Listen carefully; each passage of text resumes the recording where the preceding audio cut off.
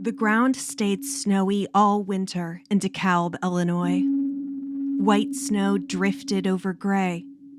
Gray snow hardened over black. So the woman who stood in front of Parsons' library that night had nothing to look at while she waited, except for the vast, equalizing expanse of ice which covered the parking lot and the lawn of the campus. Behind her, the library tossed scattered rectangles of window light up into the darkness. But nobody stirred in the world beyond, and the woman felt very alone.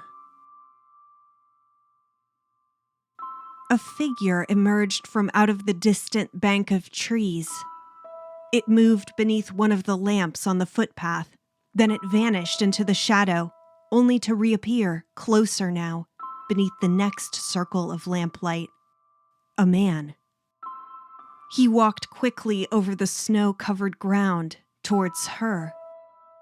The woman, Gail, felt an apprehension which she didn't quite call fear, but she did watch his approach carefully from out of the corner of her eye.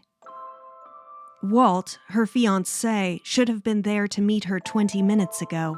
They were going to attend a party, and they planned to rendezvous and walk together, but he was running very late. Gail suspected that Walt had probably found his way to the party without her.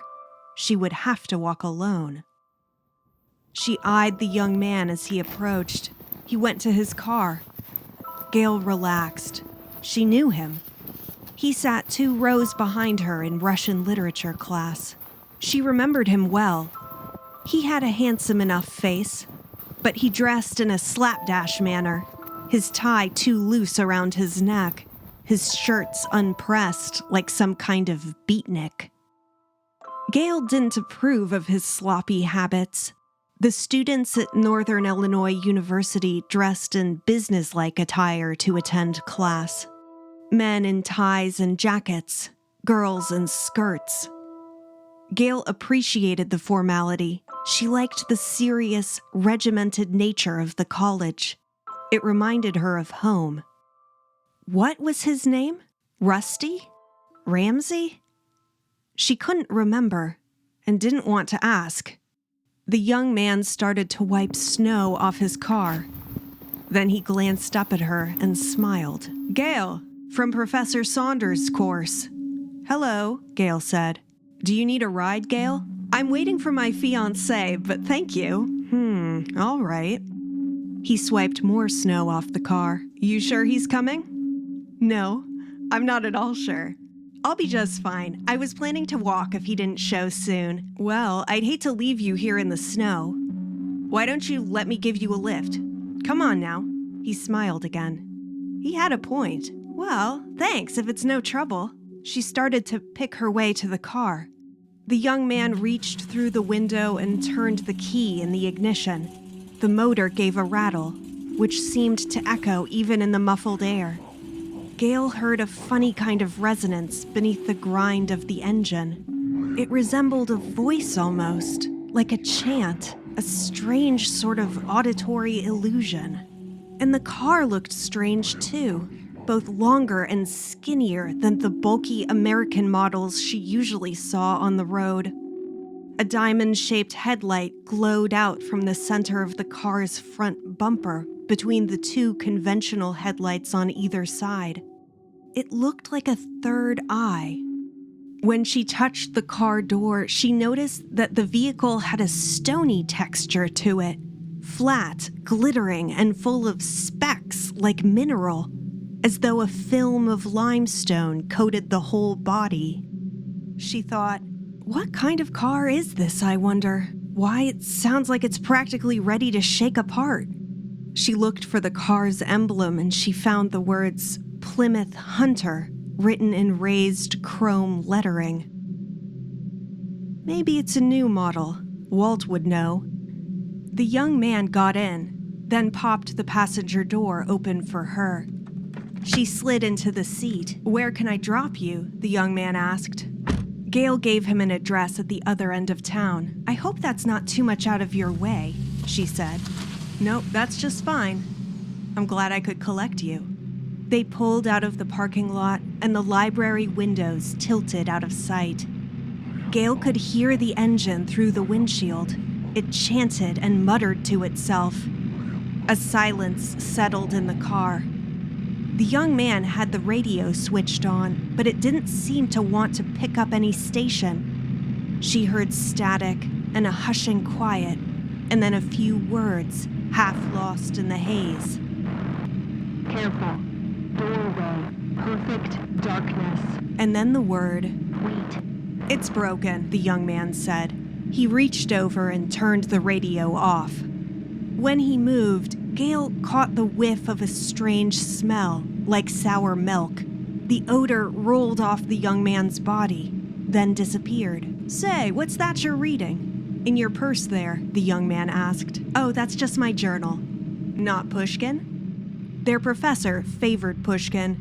Gail laughed. "No, not Pushkin." "Where are you from, Gail?" "Chicago."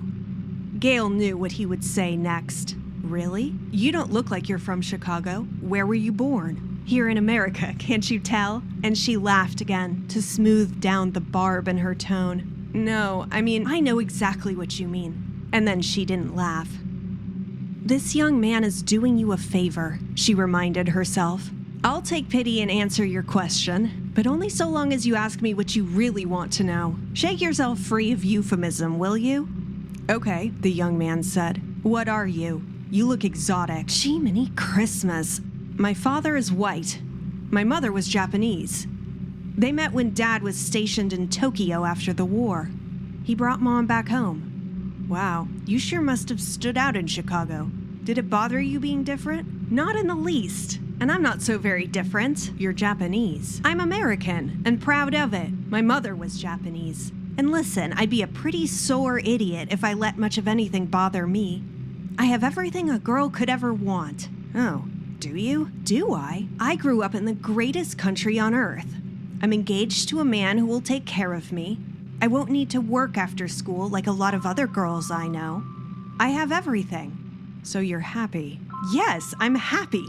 Huh. The young man sounded genuinely baffled that anyone could be happy. Gail refused to let herself shift or show discomfort, even though the young man's questions had an odd, frantic edge to them. How had he managed to bring up such personal topics so quickly? Out the window, houses and lights spun together through the darkness. The radio switched back on. That hash of static and whispers, but louder now. Wait. And then the voice came out of the static again, louder. Soon. The young man turned the radio off a second time. "Signal's bad," he said. "I see. Do you want children? Is that your plan for life?" Gail felt hot rage shift awake inside of her, but she kept her tone light. "You earnest men always have so many questions. It's a Friday. I want to go and have fun and not think about such serious things. And unlike you, I won't be president of the world in 3 years, so I can relax." Her heart began to pound. The houses had grown sparse around them, and open fields suddenly appeared on every side. How on earth did we get so far out of town? She wondered. "You missed the turn. We're a long way past the street." The man kept driving, silent. He pulled off the road into an empty field. They sat in darkness. "I just want to chat a little more." Gail turned to him. The light of the distant university painted a white glint of life onto his dead eyes. "Turn this car around and take me to the party, now. You're being rude." The young man sounded shocked when he spoke. "Oh, am I? Sorry, I just want to talk." He made no move to start the car. Instead, he drew a half-empty candy wrapper from out of his pocket. He shook a candy cup into his hand and bit into the chocolate. When he opened his mouth to chew, the sour smell rolled off of him again, stronger than ever. Gail spoke with perfect, crystalline certainty. "If you try to hurt me, I'll kill you." "What?"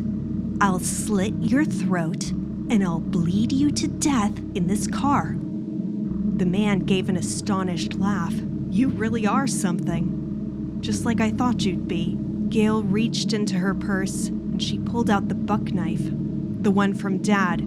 She angled it so the young man could see it, and she slowly opened the blade with her thumb. It snapped into place. My father taught me exactly how to use this. Silence. Do you think you could take this knife from me? She tightened her fingers around the handle. Do you want to try? She couldn't see his expression in the dark, but some emotion had him. Some fascination. I didn't mean to scare you. She could feel his eyes on the blade.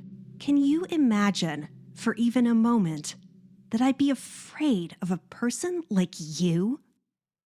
The man swallowed thickly, a juicy sound, like he had some viscous liquid at the back of his throat. Gail locked eyes with him. Take me where I want to go. The man started the car, and they drove away.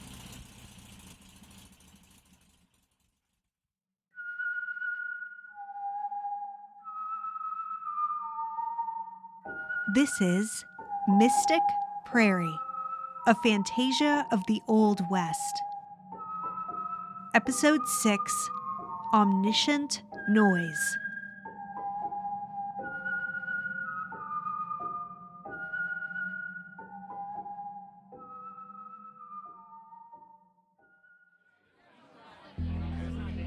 Three hours into the party, Gail had almost managed to forget about the young man in the car. Her group had migrated into the basement. They were all deep in conversation as they examined the shapes in the wood-paneled walls. No, its eyes are in its belly. Can't you see it's got two heads? Gail giggled as she traced the knots in the wood. Beneath her fingers, quite clearly, she saw the form of a monster, painted in swirls and sweeps of wood grain, and a face, a sort of misshapen head, which gazed out from the creature's belly. Everyone drew near the wood-paneled wall to look. I see it, her best friend, Betsy, said. It's really startling now that you've pointed it out. Gail smiled. It's my special gift. I can find a monster anywhere. Betsy laughed so hard her whole body shook with delight. Walt, Gail's fiancé, blinked through his horn-rimmed glasses like he had a bad prescription. I see wood, Gail.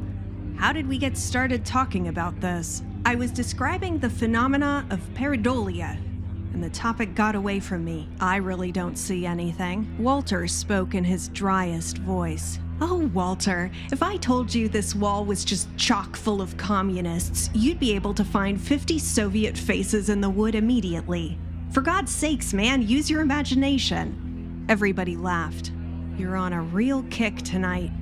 Walter didn't sound pleased. Other couples milled about listening to the conversation. They wanted to watch the Gail show, as Betsy called it. Gail knew that Walter disliked the Gail show, and he found her ability to hold a crowd both baffling and distasteful. But Walter hadn't been properly contrite about her abandonment at Founders Hall, and he hadn't seemed bothered when she told him about the young man in the car either, so she considered ignoring him.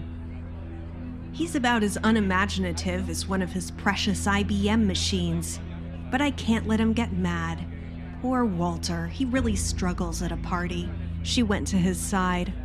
Ah, well, I suppose I'm getting a little overexcited. How about I get you some water and I promise to settle down? Walter bestowed upon her his first real smile of the evening. Well, you've had some fun anyway. Gail looked at her wristwatch. We'll have to leave soon. Betsy's curfew is in an hour, and I want us to make sure she gets home on time. Walt nodded distractedly. Oh, sure. Betsy still lived on campus, and the women's dormitory had a curfew. But the boys never took the curfew seriously. Betsy came up and wrapped herself around Gail's right arm. I want a monster. Find me one. All right. Gail walked the length of the basement with Betsy in tow, and her fingers ghosted along the wall. Well, this one might do for you, Betsy. It's got a sort of a cheerful face. But I want to find you a better one. She let her gaze sweep across the wood wall, questing. What was that, up there, in the corner, up near the ceiling? She saw a pair of eyes. They looked so oddly lifelike that Gale couldn't account for it. She drew near to examine them. Look at that. At what? Up there, by the ceiling. Don't they look real? Betsy squinted. Doesn't what look real? Eyes, said Gale. Real eyes. Betsy looked confused. I really don't see what you mean. Most of these dots on the wall look like eyes. They're dots. Dots always look like eyes. Gale took a step closer. They really did look real, she thought, though she could see how the knots and swirls and discolorations in the wood combined to create the illusion. But it really defied belief. Gale leaned forward. She could pick out the whites of the eyes, a sweep of eyelashes drawn with the grain, and the tense, constricted pupils like points of madness drilled into the wood. Strange. And then the eyes blinked. They blinked. What on earth? She backed into Walt. Ready to go? Walt asked her. She looked at the wall, but she could no longer find the pattern in the wood. Walt sighed. Come on, I'm getting tired. Yes, me too.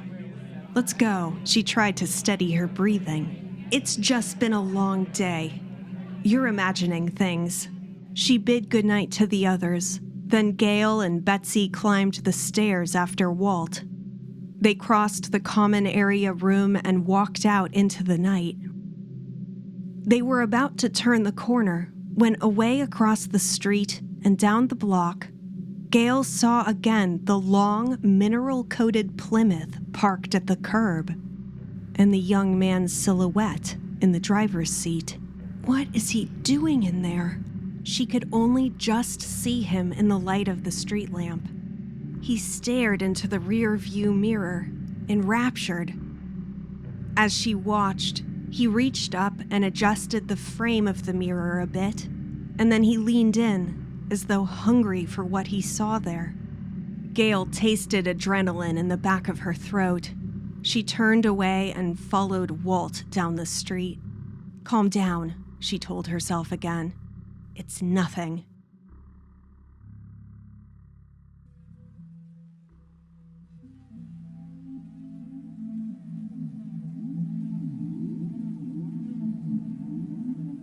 Gale felt unsettled when she woke up the next morning. She made herself a bowl of oatmeal, sat down at the kitchen table, and she tried to ignore the memory of the young man and his chanting car. Her neck prickled. The air in the house didn't feel right somehow. Too knowing and still. Too watchful. Gale went to the window. The sky looked like a slab of cold iron. Nobody stirred in the street. No sign of the young man. She shook her head and went back to her chair. The house that Gale rented off campus, though cozy, had a few little imperfections.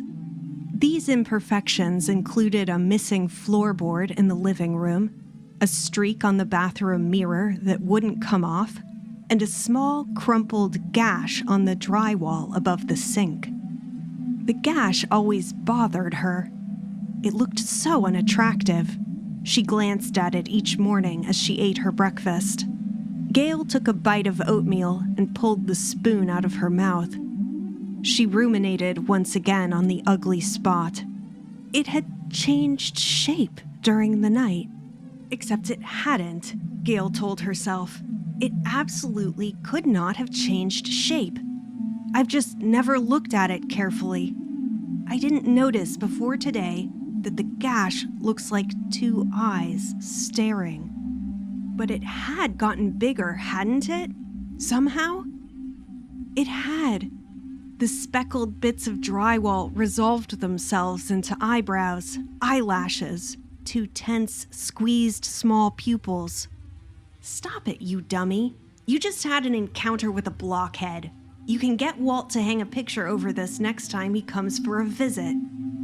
She put her bowl in the sink and she went to run a bath. But the bath didn't calm her. The faucet, she thought, looked wrong. Gail settled herself into the steam and heat. A few drops fell from the tap. Ripples grew like questions until they touched the sides of the tub. How did this faucet look wrong? She couldn't quite put her finger on it. She only felt that edge of displacement, that unbalanced discord of the almost familiar. The knobs, she said aloud. She sat up in the water. Gail's tub had 2 circular knobs for hot and cold water and a central knob that worked the shower. 3 circles. She remembered noting the symmetry. The central knob was a diamond. Had it always been a diamond? She stared at the taps, barely breathing. 2 circles on each side and a diamond in the center. She remembered the headlights on the young man's mineral car. She slid forward to examine it. Soap stains tarnished the knob's silver plating. She found a dot of ancient spackle on the back where the tap went into the wall. It had been part of the house for years, clearly. Don't lose your mind now, she told herself with a false jolliness. Don't go crazy and start licking the wallpaper. You know that Walt would drop you and send you to a sanitarium just as fast as you can say we're not married yet. The mildew stain above the tap looked like an eye as well. Eyes followed Gail that whole week. She found eyes in the smeared chalk dust of the study hall, eyes in a spilled puddle of milk, eyes in the patina of dirt that covered the kitchen window. She always saw the same 2 eyes, with those tense, constricted pupils. There's nothing, she told herself. It's an illusion. She met Walt for their study date on Thursday night in the Commons. They talked for a while about Walt's work in the department. Gail examined Walter. He looks tired, poor Walt. But the words in her mind did not connect to any feeling of real sympathy. She wondered if they ever had. Walt gave her a small smile. Anyway, I'll need you to be pretty quiet tonight, Gail. I hear and obey. I won't say a word. Walter nodded, a bit absently. He opened his attaché case and took out his slide rule. She heard a burst of static. Oh, what was that? What? Walt looked confused. I heard static. I heard a static sound right when you opened your case. Oh, I didn't hear anything. Gail held herself still and tried to listen. Sorry, it's nothing. She heard it again 10 minutes later. A spasm of white noise. It wasn't nothing. That gasping radio gurgle came from somewhere close. She bent her head down a bit. The noise originated from Walter's attaché case. Walt had left the case slightly cracked, and darkness filled it. The hiss and crackle spilled out of the black interior. Then, faintly, she heard words. Can't see. And then the word. Notice. And then even quieter, the words. I hear. Adjustment. And then the word. Wait. Gail shook her head. Somebody snuck a hand radio into the library is all. This is your imagination. But Gail knew now, in the sick pit in her stomach. She knew that it was real. She had to get away from Walt. She couldn't allow him to see her agitation. She didn't know why, except that he always looked for excuses to find her silly, and she couldn't bear that. Not now, with the sensation of eyes on her back. I need to get some air, Gail told Walt. Walt nodded. Just some air, Gail thought. A breath. What is happening to me? She weaved her way between the expanse of tables, then through the doors of the Commons and out into the night. The chill of deep Illinois winter closed around her. It felt steadying, fresh, and real, almost like the cold might protect her somehow. She started to walk down the stairs, half dazed. What am I going to do? I'll take a walk, just a short walk. Steady your nerves, and go back to him. But where are the other students? The campus seemed so strangely empty. In the distance, a stand of trees, dark against the horizon, ate the cloud light and the falling snow. She took one step beyond the ring of lamps that circled the commons. The crackling began again. The static surged out of the darkness and galloped across the snow-covered lawn. Here. Adjustment. Gale, I want perfect. Need. The word need screamed through her mind, and Gale wanted to dash into the night and run away from the churning static. A pit of noise yawned open around her. The voice sounded urgent now. She could hear whole phrases. I see. Coming out of the commons. Oh, almost running. Get her. Mine. To wait, though. On foot. Hide the car. Gale stepped backwards, back into the pool of lamplight. Suddenly, everything went quiet. She knew what to look for now. Far down the lot, below the distant bank of trees, she saw the mineral-coated car parked alone. He's there. He's waiting, Gale thought. Gale turned back and walked into the commons. Back to Walt. Walt, I need help. Walt looked up from his work, annoyed. When he saw her face, he stood and went to her. Gale, what's wrong? Gale pressed her hands together to steady them. It's that young man I told you about. The one who gave me a ride. He's been following me, I think. Because I just saw him outside again. Are you sure he's following you? Well, he was outside just now, and I'm nervous of him. Gale pressed her hands together. He's out there right now? Yes, all right. I'm gonna go talk to him. I want to understand what's up. Don't worry, if he's really intending to bother you, I'll get him to cool it. Gale followed Walt to the door of the commons. He's there, in that funny car with the diamond headlight. She pointed. As she watched, the young man climbed out of the car. He slouched against the hood, eating something. Right, Walt said. I'll be back. Gale watched him descend the stairs and cross the street.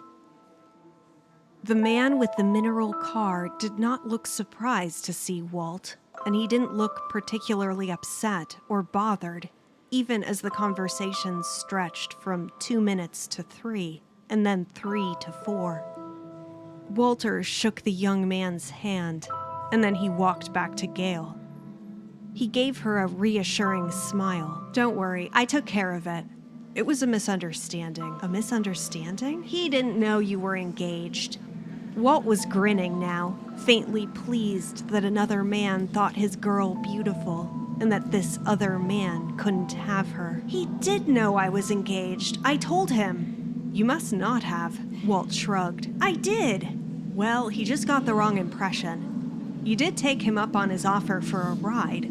It's nothing, Gale. You should feel flattered. It's not nothing. What happened in that car wasn't right. You're being foolish, Gale. Walt, there was something wrong about him. Hey, you're a pretty girl. Men notice. You have to be aware of that.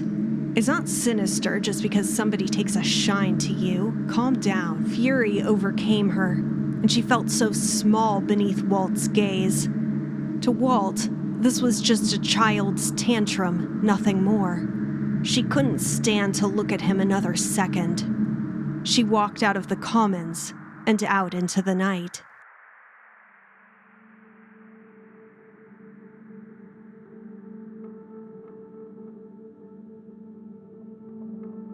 She ended up in Betsy's dorm room 2 hours later, filled with a rage that she couldn't even put into words. Tears leaked out of the corners of her eyes, hot and angry. They slid down her stony face. Betsy stared at her in horror. I've never seen you cry before. You always seem so dignified about everything. Here, have a slice of cake. Eat. Gail looked up at Betsy and wiped the tears away. Eat something, Betsy said. It will help. I don't even know what happened yet. What happened? There's a young man that's been following me from class. He drove me to the party last Friday when Walt forgot. But then I don't know. He was just a real goblin about it. And I've been running into him since then. I'm worried he's following me, and Walt did not want to listen.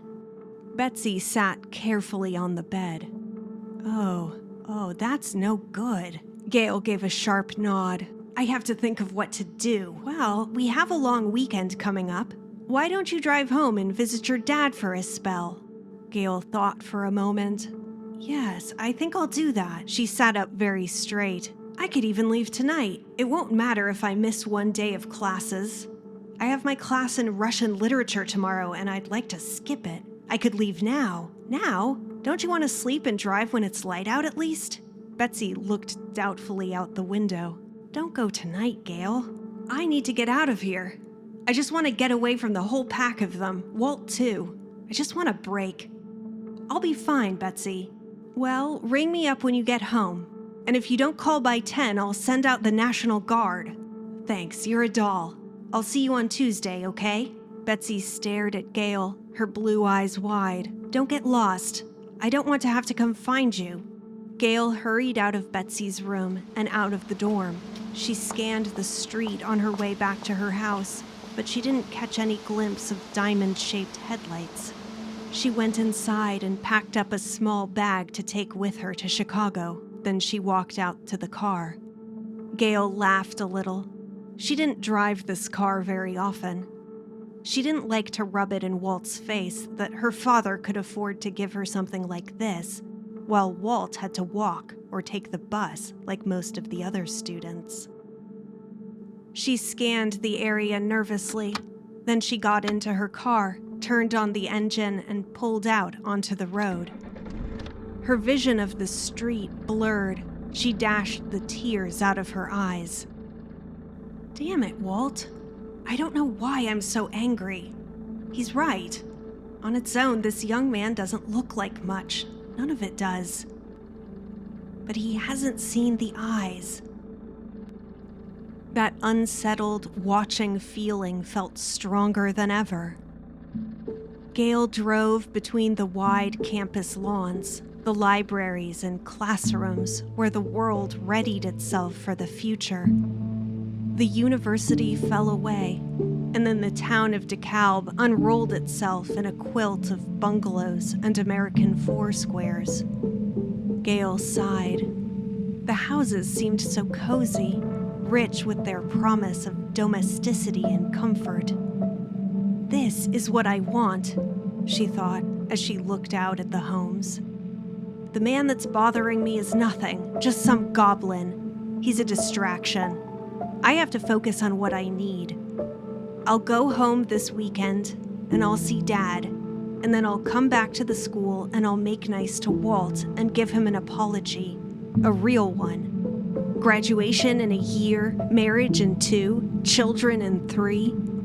Whatever is happening is just a fluke. It's nothing. The town of DeKalb vanished behind her, and the darkness of the prairie sprawled away from her on every side. The snowy expanse scattered the light of her headlamps and spread the glow far out into the distance in a fan of tarnished light. The sky above smelled so strongly of snow that she could catch the scent of it even in the car. But she still felt the eyes on the back of her head. She heard a click. Her radio switched on, all by itself. Gail's heart shriveled in her chest. Gail, are you afraid, The Dan? radio asked. Hope you're not. Need you. Brave. Book.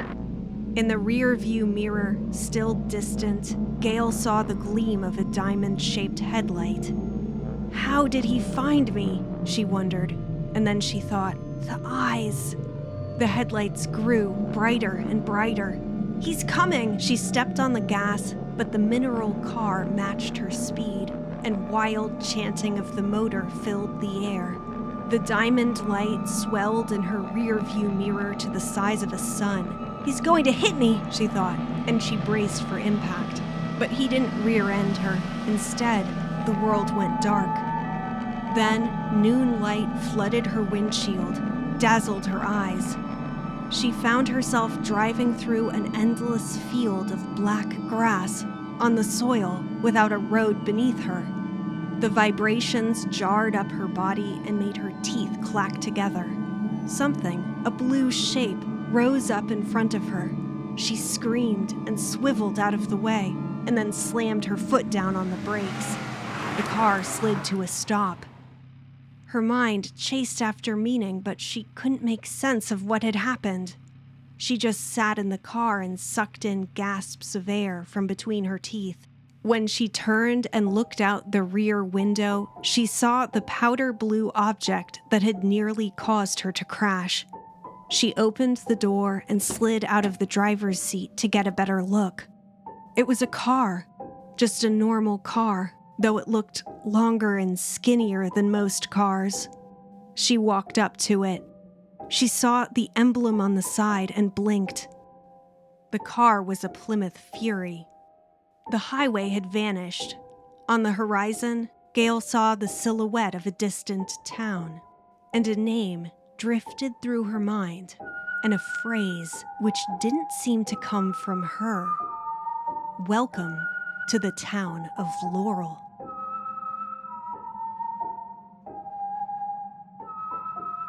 Mystic Prairie is a third Cosmonaut production written and produced by McKinley Baker and Katherine Jameson, performed by Katherine Jameson, and with music by the same, editing by McKinley Baker.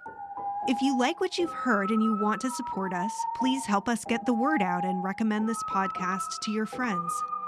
Thanks for listening.